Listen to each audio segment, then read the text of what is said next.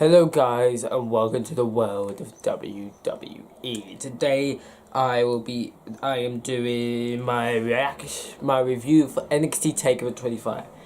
An amazing pay-per-view, just absolutely amazing.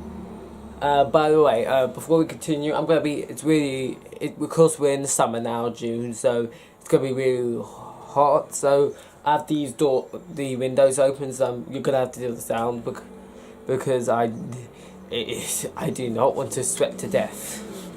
So yeah, before we get started with the actual show, I'm gonna say that I'm not gonna mention as we do the review show. I'm just gonna review the matches, but there were appearances by Stephen McMahon, Road Dogg, Billy Gunn. There was was there someone else? I can't remember. So. But yeah, and there was also this visual package for a WWE superstar someone called Damian Priest. I've never heard of this guy. Hopefully he's good. So yeah, now let's get to the actual pay-per-view. First match, Matt Riddle defeated Roderick Strong in 14 minutes and 45 seconds. A much better match than I expected. It's weird because I've never seen I've never seen Roderick Strong wrestle. Like when he faced Drew Gallagher for the NXT champion, I just didn't watch that episode of NXT for one reason or another. I cannot remember. But he's a good wrestler, man. It was a really good match. I really enjoyed the match. The match Riddle though gained the W, which was kind of the right decision. So yeah, Matt Riddle's the winner, just like I predicted. It was a cool match. Really enjoyed it. Great way to end the show. So yeah, but then the high-paced match didn't stop there because the next match was the ladder match for the vacant NXT Tag Team Championship. The Street Profits defeated Owen Lorcan and Dudley Burch, the Undisputed Era, and the Forgotten Sons, which are Wesley Blake and Steve Cutler. So I predicted it, but there was a lot. But this match, let's just get the match out of there. The match was amazing. It was probably an amazing match. I do think the Money in the Bank ladder match was better with a terrible ending, but the match itself was better, which is always a good sign. So but this is still a great match, and it made you think that the Forgotten Sons are actually going to win. I'm not a big fan of the Forgotten Sons. I'm just not feeling it with them. They're okay, let's say. But the Street Profits won. So yeah, because I said it was either going to be the Street Profits, Undisputed Era, Forgotten Sons. Only looking down, but they're good, but I didn't see them winning. So yeah, but the Street Profits won and they won in 21 minutes and 30 seconds. Here's the thing with the Street Profits. It was a great moment. I really liked the moment. It was their first takeover. They were quite a team that was underway for a while. I really enjoyed the tag team. They pulled up a fight against the Viking Raiders before they relinquished the titles. We're never going to see them on NXT again, and they kind of already been winning. Because I used to love the War Raiders on NXT, but then they went to the main roster. They were known as the Viking Experience, and then the Viking Raiders. Yeah, and they're heels, which is even worse because the War Raiders, they're just good baby faces. Like, because when they were being up the Lucha House Party, like, these guys have no respect for anyone. Even so, like a month ago or something, a few weeks ago at NXT Takeover New York, they showed respect to Aleister Black and Ricochet. So yeah, but the Street Profits won. Here's the thing with the Street Profits though. I don't think they're gonna have a long one. I personally think they're just good at the moment, and they're gonna lose it at the next pay-per-view to what I think is gonna be the Undisputed Era, and they're gonna have more gold around their waist, and they'll become the first ever 3-time NXT Tag Team Champions, which they deserve. But yeah, I just don't think they're gonna have a long one with the titles. I just don't see them doing that. They're kind of like good transitional tag team champions. They're great transitional tag team champions, great wrestlers, but their character, although it's great, it's not gonna give them a long one with the titles. It's probably gonna be like, it's still a while to the next takeover, so if they lose it there, they've still got a decent amount of length if they've of course defended the titles on NXT. But so yeah, that is a decent. I feel like a pretty good reign from this takeover to the next takeover, because the next takeover is during SummerSlam weekend. I think it's called Takeover Toronto, I want to say. But yeah. Oh, by the way, they've also confirmed NXT UK takeover Cardiff, which I'll be watching. I'm very excited at. But it's also happened on the same day as All Out. I watched the video about it saying that they booked it to use that venue ages before Double or Nothing even happened. Maybe even before AEW was like confirmed or anything, but I'm not sure. They have basically confirmed it a while back. Oh yeah, it wouldn't have been. They planned it 6 months ago. Then till they actually announced it. So yeah, but that's happening. I'll be watching. I'll be doing my predictions and the review. So yeah, now let's get to what I'm saying. The Street Profits, I don't think are gonna have a long one of the titles. Although the character is great and they're great wrestlers, I feel like it could count to be transitional champions. I think if they use one on the main roster, they can be really good transitional champions as well. But no NXT stars are good on the main roster. So let's just get this sorted. Matt Riddle, I don't think anyone on this card should go to the main roster. That's just what I think. Unless they actually have plans to push them, and they actually go through and push them. And if they're not going to, they realise it's not going to work, just bring them down to NXT. That's just what I think. So yeah, but there was a great match, great moment for the Street Profits. Congratulations, Street Profits. They're a great wrestler, they're very entertaining.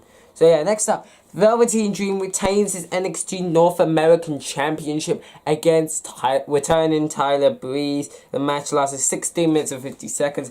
A very good match.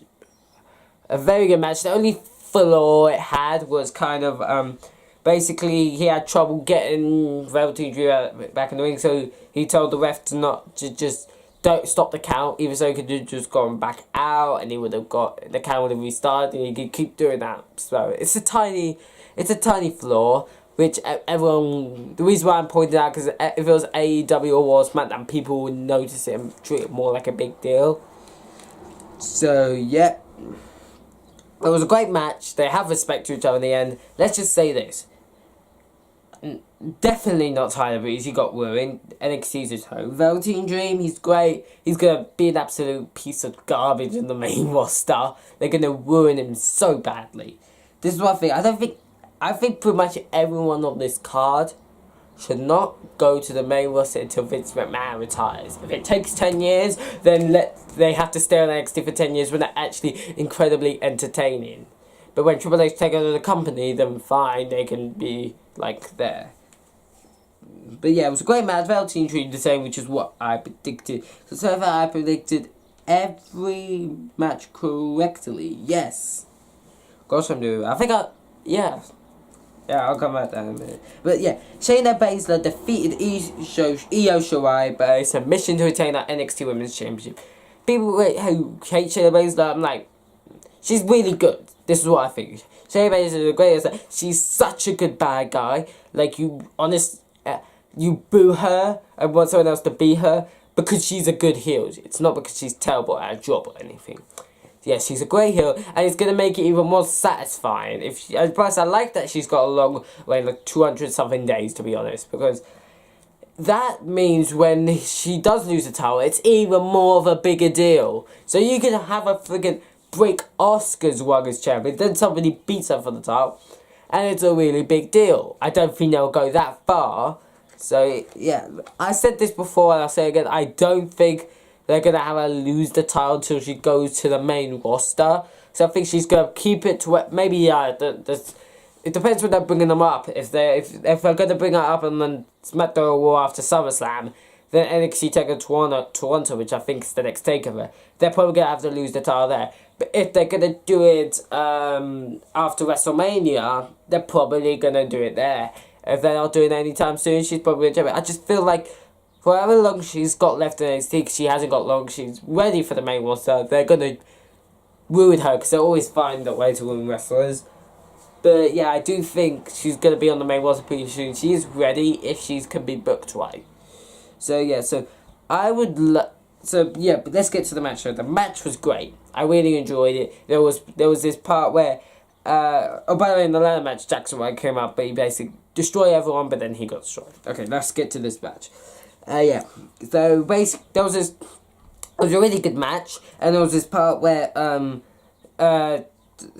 Baszler's buddies, Jessamine Duke and Julia Jaffiers, I don't know their name, was about to come out and probably cost Io Shirai the match, but Candice LeRae stopped them with a kendo stick. So yes, and but basically at the end, Shayna Baszler won. Io Shirai looked strong, and after the match, I think it's not a heel turn. I don't think it's a heel turn. It is kind of a bit of a anti-hero. Maybe she's gonna take the anti-hero role, but I still think she's not a heel though, and I don't think they've done a double turn because Shayna Baszler was pretty much a heel for the entire match. She kind of got what she was coming, so yeah. She basically got destroyed by a kendo stick and the weird splash with her chair. I could see they're probably gonna continue this rivalry to then Toronto. I think that's the next takeover. So I think it's going to be like a no-holds-barred match, something like that. It's going to be a great match. I'll be very looking forward to see what they're going to do. And I feel like that'll be the best time to give Io Shirai the title and take it to the main roster. But you never know. It was a great match though. Shayna Baszler retains at NXT Women's Champion. Now it's time for our main event. Johnny Gargano loses to Adam Cole. And Adam Cole becomes your new NXT champion. The match lasted 32 minutes. It was an amazing match. I do think their first match at TakeOver New York was a better match. But still, man, it was incredible, the match. I really enjoyed it. I really enjoyed it. It was an incredible match. The storyline was there, but this match wasn't there. It was still amazing, and it had the shock factor at the end, because to be honest, thought Johnny Gargano was still retaining the title, although I was very unsure. I thought she was going to retain his title, but she didn't, and Cole won, and it was an incredible match. I'm not really going to talk about that match. You just need to see it. Yeah, Johnny Gargano, Adam Cole.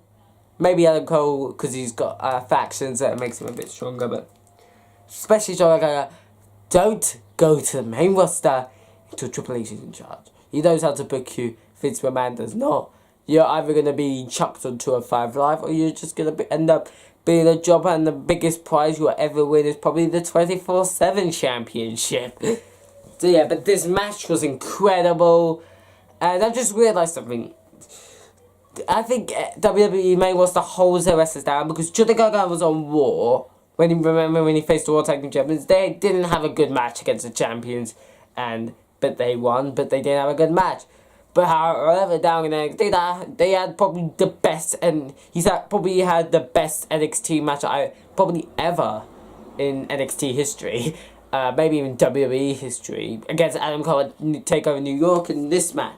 I'm just like, it's crazy, but Adam Cole's your new champion. I do see them trying to make all the Undisputed Era members champions, so I could see Bobby Fish and Kyle Ryan winning them at the next takeover, and maybe you can get Roderick Strong in the picture somehow, maybe like a triple threat match, because it's kind of heel versus heel. So if you get another babyface, you might even want to get Johnny Gargano in it, because I don't think you'll get another rematch for the title.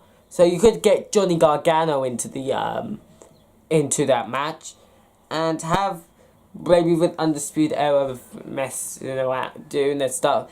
Roderick Strong winning, they're all champions, and I do think at Toronto we're gonna get Adam Cole versus what's his face, Matt Riddle.